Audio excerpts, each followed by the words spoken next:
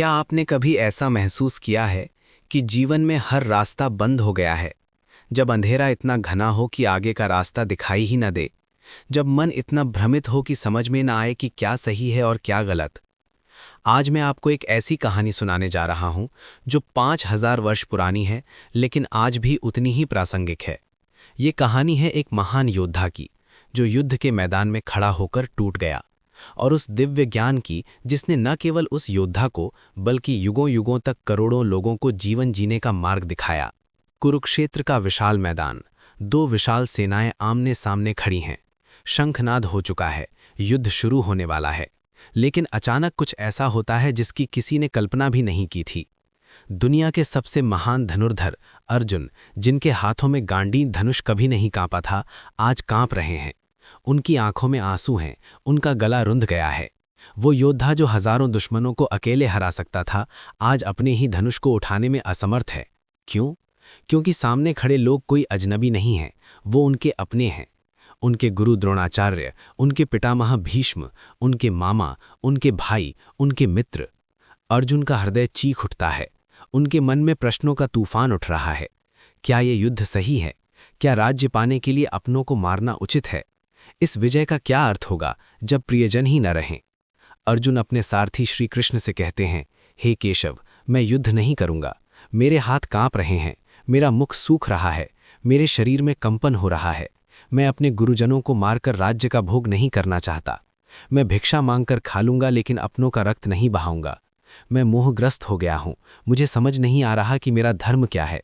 कृपया मुझे मार्ग दिखाइए। और यहीं से शुरू होता है वो अमर संवाद, वो दिव्य उपदेश जिसे हम श्रीमद् भगवद गीता के नाम से जानते हैं। श्री कृष्ण मुस्कुराते हैं। उन्हें पता है कि ये भ्रम है, ये मोह है। लेकिन ये भ्रम केवल अर्जुन का नहीं है, ये हर उस मनुष्य का भ्रम है जो इस संसार में जन्म लेता है। श्री कृष्ण अर्जुन से कहते हैं, हे पार्थ, तुम जिन शरीरों को देख रहे हो वो नश्वर हैं, लेकिन जो इन शरीरों के भीतर है वो आत्मा अमर है, अविनाशी है।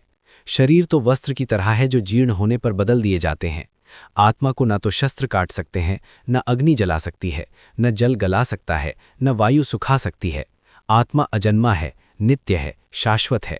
फिर तुम किसके लिए शोक कर रहे हो? लेकिन अर्जुन का प्रश्न केवल मृत्यु के भय का नहीं था, उनका प्रश्न था कर्तव्य का, धर्म का, जीवन के उद्देश्य का। और श्री कृष्ण उन्हें जीवन जीने की 3 महान विधियां समझाते हैं। 3 ऐसे मार्ग जो आज भी हर भटके हुए मनुष्य को प्रकाश दिखा सकते हैं। पहला मार्ग है कर्म योग का। श्री कृष्ण कहते हैं, तुम्हारा अधिकार केवल कर्म करने पर है, फल पर नहीं। तुम कर्म करो, लेकिन फल की आसक्ति मत रखो।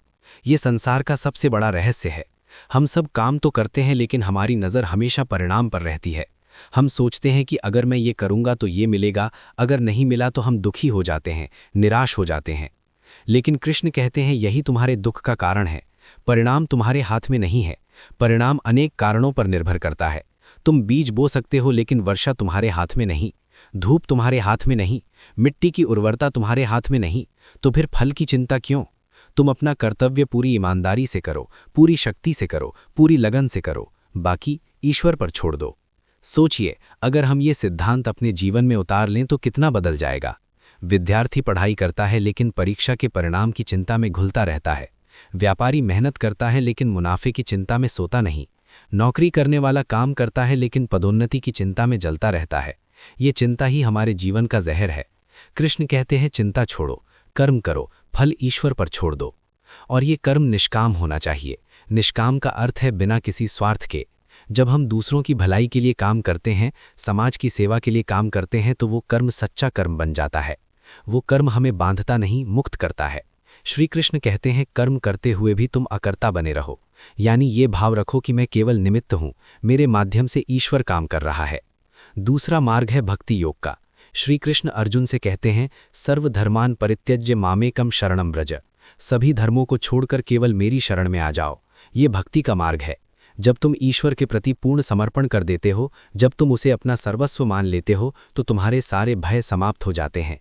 भक्ति का अर्थ केवल मंदिर जाना या पूजा करना नहीं है। भक्ति का अर्थ है ईश्वर के प्रति पूर्ण विश्वास। ये विश्वास कि जो हो रहा है वो मेरे भले के लिए हो रहा है। ये विश्वास कि ईश्वर मेरा पिता है और वो मेरी देखभाल कर रहा है। जब ये विश्वास दृढ़ हो जाता है तो जीवन की सारी कठिनाइयां छोटी लगने लगती हैं। श्री कृष्ण कहते हैं, जो मनुष्य मुझ में मन लगाकर मुझे ही परम आश्रय मानकर योग करता है, वो मुझे संपूर्णता से जान लेता है। भक्ति में एक मिठास है, एक आनंद है जो किसी और चीज में नहीं। जब तुम ईश्वर को अपना मानते हो तो तुम अकेले नहीं रहते, हर पल उसकी उपस्थिति का अनुभव करते हो। तीसरा मार्ग है ज्ञान योग का। ये ज्ञान वो ज्ञान नहीं जो किताबों में मिलता है, ये वो ज्ञान है जो आत्म साक्षात्कार से मिलता है। श्री कृष्ण कहते हैं, मैं कौन हूँ, ये संसार क्या है, इन प्रश्नों पर गहराई से विचार करो। जब तुम अपने सच्चे स्वरूप को जान जाते हो तो तुम मुक्त हो जाते हो। ये ज्ञान है कि मैं शरीर नहीं हूँ, मैं मन नहीं हूँ, मैं बुद्धि भी नहीं हूँ, मैं शुद्ध चेतना हूँ, मैं आत्मा हूँ, और ये आत्मा अमर है, अविनाशी है। जब ये ज्ञान हो जाता है तो फिर जन्म का भय नहीं रहता, मृत्यु का भय नहीं रहता, क्योंकि आत्मा तो कभी जन्मती नहीं, कभी मरती नहीं। श्री कृष्ण अर्जुन को एक और महत्वपूर्ण शिक्षा देते हैं, वो है वैराग्य की। वैराग्य का अर्थ संसार को छोड़ना नहीं है, वैराग्य का अर्थ है आसक्ति को छोड़ना। तुम संसार में रहो, अपने कर्तव्य निभाओ, लेकिन आसक्त मत हो। जैसे कमल का फूल पानी में रहता है लेकिन पानी उसे छू नहीं पाता, वैसे ही तुम संसार में रहो लेकिन संसार तुम्हें छू ना पाए। हम सब चीज़ों से चिपक जाते हैं, रिश्तों से चिपक जाते हैं, पदों से चिपक जाते हैं, धन से चिपक जाते हैं, और फिर जब वो चीज़ें हाथ से निकलती हैं तो हम टूट जाते हैं। श्री कृष्ण कहते हैं, प्रेम करो लेकिन आसक्त मत हो, जिम्मेदारियां निभाओ लेकिन बंधन मत बनाओ, धन कमाओ लेकिन उसके गुलाम मत बनो। यही सच्चा वैराग्य है। गीता में भय, तनाव और अवसाद से मुक्ति का अद्भुत ज्ञान है। श्री कृष्ण कहते हैं, भय का कारण है अज्ञान। जब तुम अपने सच्चे स्वरूप को नहीं जानते तो तुम्हें भय होता है। तुम सोचते हो मैं शरीर हूं इसलिए मृत्यु का भय है, तुम सोचते हो मैं ये पद हूं इसलिए पद खोने का भय है।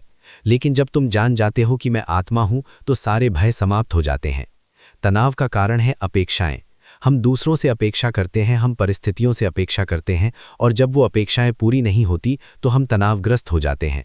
श्री कृष्ण कहते हैं, अपेक्षाएं छोड़ो, स्वीकार करो। जो हो रहा है उसे स्वीकार करो और अपना सर्वश्रेष्ठ करते रहो। अवसाद का कारण है अतीत और भविष्य में जीना। हम अतीत की गलतियों पर पछताते रहते हैं, भविष्य की चिंताओं में घुलते रहते हैं। श्री कृष्ण कहते हैं, वर्तमान में जियो, ये क्षण ही सच है, इसी क्षण में जीवन है। अतीत जा चुका है, भविष्य आया नहीं, तुम्हारे पास केवल वर्तमान है, इसे पूर्णता से जियो। आज के समय में गीता का ज्ञान कितना प्रासंगिक है। आज का मनुष्य भी अर्जुन की तरह भ्रमित है, उसके सामने भी अनेक चुनौतियां हैं। नौकरी की अनिश्चितता है, रिश्तों में तनाव है, स्वास्थ्य की समस्याएं हैं, वित्तीय दबाव है, सोशल मीडिया पर दूसरों को देखकर अपने जीवन से असंतोष है, चारों ओर प्रतिस्पर्धा है। लेकिन गीता का ज्ञान इन सभी समस्याओं का समाधान है। जब तुम कर्म योग को अपनाते हो तो काम का तनाव कम हो जाता है, क्योंकि तुम परिणाम की चिंता नहीं करते, तुम अपना सर्वश्रेष्ठ देते हो और बाकी ईश्वर पर छोड़ देते हो। जब तुम भक्ति योग को अपनाते हो तो तुम्हें ये विश्वास हो जाता है कि ईश्वर तुम्हारे साथ है, तुम अकेले नहीं हो। ये विश्वास तुम्हें असीम शक्ति देता है। जब तुम ज्ञान योग को अपनाते हो तो तुम समझ जाते हो कि ये सब माया है, ये संसार एक नाटक है और हम सब इसमें अपनी भूमिका निभा रहे हैं। जब ये समझ आ जाती है तो जीवन की छोटी छोटी बातें तुम्हें परेशान नहीं करती, तुम एक साक्षी भाव से जीने लगते हो। गीता हमें सिखाती है कि सफलता और असफलता दोनों में संभाव रखो, जीत और हार दोनों को समान भाव से स्वीकार करो, प्रशंसा और निंदा दोनों में स्थिर रहो। यही स्थिरता ही सच्ची शांति है। आज का मनुष्य सफलता मिलने पर खुश हो जाता है और असफलता मिलने पर दुखी, लेकिन ये खुशी और दुख दोनों क्षणिक हैं। सच्ची शांति उस स्थिरता में है जो परिस्थितियों से प्रभावित नहीं होती। श्री कृष्ण अर्जुन को विराट रूप भी दिखाते हैं, वो दिव्य रूप जिसमें संपूर्ण ब्रह्मांड समाया हुआ है। अर्जुन देखते हैं कि श्री कृष्ण केवल एक सारथी नहीं है, वो स्वयं परमात्मा है, सृष्टि के रचयिता हैं। ये दृश्य अर्जुन को इतना प्रभावित करता है कि उनके सारे संशय दूर हो जाते हैं। वो समझ जाते हैं कि ये युद्ध केवल राज्य के लिए नहीं है, ये धर्म की स्थापना के लिए है। लेकिन हमें विराट रूप देखने की ज़रूरत नहीं है, हमें बस गीता के ज्ञान को अपने जीवन में उतारने की ज़रूरत है। जब हम निष्काम कर्म करने लगते हैं तो हमारा काम भक्ति बन जाता है। जब हम हर काम को ईश्वर की सेवा मानकर करते हैं तो वो काम पूजा बन जाता है। चाहे तुम ऑफिस में काम कर रहे हो या घर में, चाहे तुम खाना बना रहे हो या बच्चों को पढ़ा रहे हो, अगर तुम उसे प्रेम और समर्पण से करते हो तो वो ध्यान बन जाता है। गीता हमें ये भी सिखाती है कि हर मनुष्य अलग है। किसी के लिए कर्म योग उपयुक्त है तो किसी के लिए भक्ति योग, किसी के लिए ज्ञान योग उपयुक्त है तो कोई तीनों का मिश्रण अपनाता है। श्री कृष्ण कहते हैं, अपनी प्रकृति के अनुसार मार्ग चुनो, लेकिन जो भी मार्ग चुनो पूरी ईमानदारी से चलो। जीवन में कभी कभी ऐसा समय आता है जब हम बिल्कुल टूट जाते हैं, जब लगता है कि अब कुछ नहीं बचा, सब समाप्त हो गया। ऐसे में हमें अर्जुन को याद करना चाहिए। अर्जुन भी टूट गए थे, उन्होंने भी हार मान ली थी, लेकिन श्री कृष्ण ने उन्हें उठाया, उन्हें फिर से खड़ा किया, उन्हें नई दृष्टि दी, नया विश्वास दिया और अर्जुन ने फिर से अपना धनुष उठाया। आज आपको भी अपना धनुष उठाना है। आपका धनुष आपका कर्तव्य है, आपकी जिम्मेदारियां हैं, आपके सपने हैं। हो सकता है आप थक गए हों, हो सकता है आपको लगता हो कि अब नहीं हो पाएगा, लेकिन याद रखिए, गीता कहती है कभी हार मत मानो, कर्म करते रहो, क्योंकि कर्म ही पूजा है, कर्म ही जीवन है। जब अर्जुन ने गीता का उपदेश सुना तो उनका मन शांत हो गया, उनकी बुद्धि स्पष्ट हो गई। उन्होंने कहा, हे कृष्ण, मेरा मोह नष्ट हो गया है, मैंने अपना स्मरण प्राप्त कर लिया है, अब मैं संशय रहित हूँ, मैं आपकी आज्ञा का पालन करूंगा। और अर्जुन ने युद्ध किया, न क्रोध से न घृणा से, बल्कि अपने कर्तव्य के रूप में, एक योद्धा के धर्म के रूप में। यही संदेश है गीता का। अपना धर्म पहचानो, अपना कर्तव्य पहचानो और फिर बिना किसी आसक्ति के, बिना किसी भय के, पूरी निष्ठा से उसे निभाओ। जीवन में उतार चढ़ाव आएंगे, सुख दुख